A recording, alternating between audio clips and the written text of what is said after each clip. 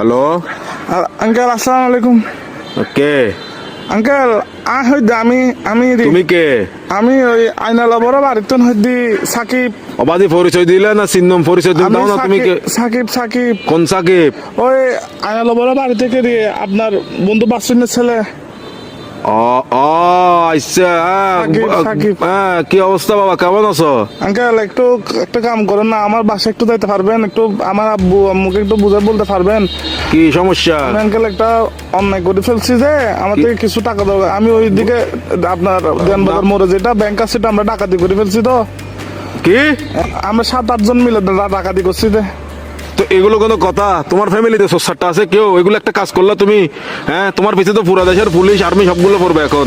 এগুলো তো আমি কি বুঝাবো এখন তোমার ঘরে? তোমার কাজগুলো কিন্তু উচিত হয় না। না না না, এগুলো কিন্তু উচিত না কাজ।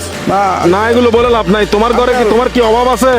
হ্যাঁ, তোমার কিসের অভাব? তুমি চুরি করছো? টাকা বেশি দরকার যে একটু এই জন্য। কি একবার এমন কি দরকার তোমার? একদম তুমি তো তোমাদের ঘরে তো সবকিছু আছে। আমার বন্ধুরা মালয়েশিয়া যাচ্ছে যে আমি কেমনে যাবো? আমাকে বাসা থেকে টাকা দিবে না যে? এগুলো কিন্তু উচিত না। চুরি চামারি ডাকাতি একটুখানি ছেলে ডাকাতি করে ফেলছো, কত বড় সাহস! আঙ্কেল একটু বাসায় বলে দিয়েন, একটু বুঝে বলিয়েন আঙ্কেল। আমি সেভ আসিনি, আচ্ছা, সমস্যা নাই। সিমটিম ভাঙি ফেলবো।